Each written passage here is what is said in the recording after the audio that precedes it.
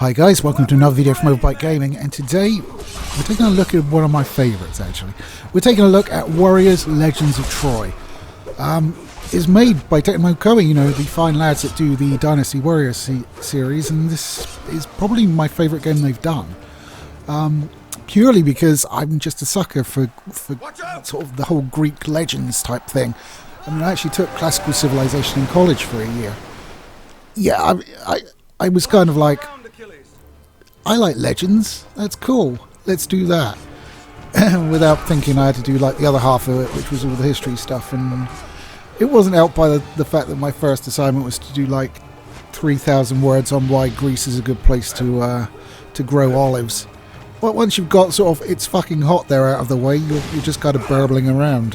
So, there you go. But I loved all that. And indeed, Assassin's Creed Odyssey rang my bell as well, if you remember that review that we did.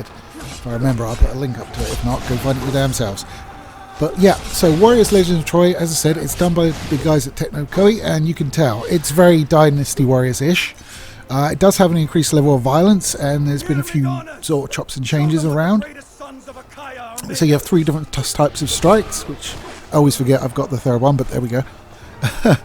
So you've got strong, heavy, and stun attack. Excuse me, a bit froggy. And what it is, as the title would suggest, is you playing through the Trojan War. Right up there to the horsey. Yeah, the horsey's in it. It also has some more fantastical elements to it as well. Like, there's a level with zombies in for Achilles to mulch through, basically. And Achilles is like super powerful, of course. And as you go through, you earn Cleos, which is your currency. You use that to buy artifacts that you can then slot onto a grid-based system for your character. So obviously, you have to be careful. It's kind of like playing Tetris. You just have to sort of like get as many as you can and be efficient about it. But that allows you to power up stuff like your quick attack, lengthens your combo chains, stuff like that. Helpful stuff that you really want. So you really sort of try and pack it into the grid. And you can upgrade the grid so it's bigger and get more shit in there as well, which is cool. One of my favourite aspects of the game, flat out, is you can pick up enemy weapons and just lob them. So enemy drops a sword, you pick up a sword, just straight to the chest of another guy. Pick up, drop a spear, same deal. I just love it. It's just so I can't get enough of it. I just love that element to it. It's just really weird. It's one of those games where it's like it shouldn't work. I know it didn't review well when it came out, middling to like poor, I think would be a good way of describing it. Back in 2011 when it came out on PlayStation 3 and 360. I had it on the PlayStation 3. What you're seeing now is emulated PS3 footage just for the ease of capture for me, which wasn't made that easy because I had to upgrade to the NVIDIA app. Apparently experience wasn't good enough. We now need an app, which messed up some of my settings, so I had to go and restore all that shit. But whatever, it's done now. I'm fine. No one died, right? Well, people die all the time, but you know, not because of that specifically. So, Legends of Troy. The one thing I would put against it, but it's understandable, it's the fact that unlike Dynasty Warriors, you don't get to pick a character. So even Dynasty Warriors, where you're being like shuffled through and it's switching to different factions and stuff like that, generally speaking, you get to pick a character. I think in some of the later games you didn't. But certainly around this time you did. So you could play all the way through with like your favourite character like Zhao Yu or whatever. In this, no, each mission is specifically for one character. Which makes sense because it's basically going off of like, rather than like a big sort of ancient war, well it is an ancient war, but it's been very much written about in, I suppose the other one had as well. This is an awful line of thinking, I don't know where I'm going with it. But it's following the storyline of the Trojan War. So you would expect there to be some sort of stuff that you couldn't you couldn't change, obviously, for historical accuracy, although how accurate like Homer was in the Iliad. Is it the Iliad? Yeah, yes, because the Aeneid was the other one on the other side of it that led into Rome. See, I remember some stuff. But I'm just a super sucker for like all Greek mythology. It's great. I mean, I would hate to live in Greece. It looks bloody hot. That's why it's good for growing olives, apparently. But you do hit all the big points. So like you play like a lot of the big guys. They're obviously Achilles and Ajax or Aias, depending on what you're rating. Odysseus, Patroclus, or Patrocles, depending on the game what you're. Names change, man. It's really weird. In fact, one of the most notable ones in this is they call Zeus. I'd never heard that before I played this. And I took Class Civ, so there you go. So you're playing those guys, and on the Trojan, and then you're playing Aeneas, Hector, Paris, Penthesilea, Amazon Butchwoman. Attractive Amazon Butchwoman also. Yeah, yay. Get up there quickly and stop the stone throw. And there are other people on the battlefield as well, but you know, those are the big ones that you control.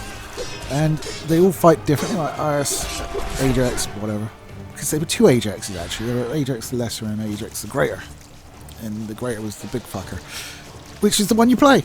And he has a giant fucking shield that he smashes people with, which is cool. And what's it called? Fuck, the Cestus. He's got a Cestus kind of looking dealy as well.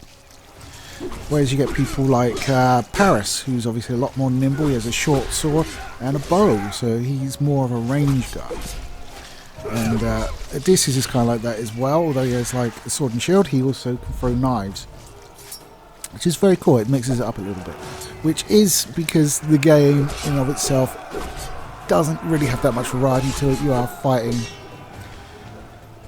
you know, it's very much like Dynasty Wars, but just even more sort of toned down a little bit in terms of variety of enemy. You don't see too many enemy officers because obviously they're all like big characters that need to die at specific points. You will get different enemy types, like you've got big dudes with shields, you've got guys with two swords, stuff like that. You need to change up the tactics a little bit to take them out and receive less damage. There is a lock-on, and occasionally you will have to fight like a mini-boss. What they do is like everybody encircles you and you fight the boss inside of this circle. And obviously the winner is the one that dies. Sometimes once you kill them, the other guys run away. Sometimes they'll just start attacking straight away. But I'm all for murdering hundreds of thousands of guys, so I'm cool with that. Because that's the fun of these games, whether it's Dynasty Warriors, Legends of Troy, or Legends of the Zelda one, I can't remember. It's all about that body count. It's all about feeling like you're an absolute fucking Chad, just streaming through the battlefield and laying waste to everybody. And this is my favourite period in which to do that. I just love it. Less so the fact that, like, they should probably be fighting mostly naked, a lot of them. That's just kind of a thing that used to happen. But no, armor's better. Unless it's playing with Slayer, the Amazon one. Then armor is not as quite as mandatory in my opinion. I'm a pig. Fuck off. So that's Legends of Troy. It's not a whole bunch of that, but I did want to like play something that would like cleanse my palate a little bit. So I just banged in Legends of Troy and thought, okay, I did a Let's Play of this, but it was 9 years ago. Let's actually give it a review. Now, it wasn't popular when it came out, so it's probably just my bias towards Greek legends and just nostalgia, basically, making me want to play it. But every time I play it, I have a really good time. If you're in a Dynasty Warriors, it's well worth to try out, even if you know, you have to get it by alternate means. I can't imagine it would be too expensive on the used market. I got it was new. I think my buddy Jason bought it for me, so cheers, bud. And yes, I think we'll leave it there. So, did you play Legends of Troy? Is it just me being completely biased towards it, or is it actually a good game? Let me know down below in the comments. Like and do all the YouTubey stuff as well. I never say that, but why not?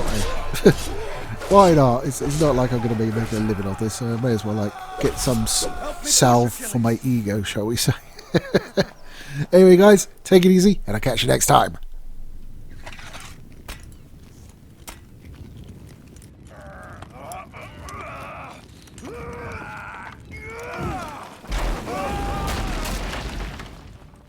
A battle worthy of legend, is it not?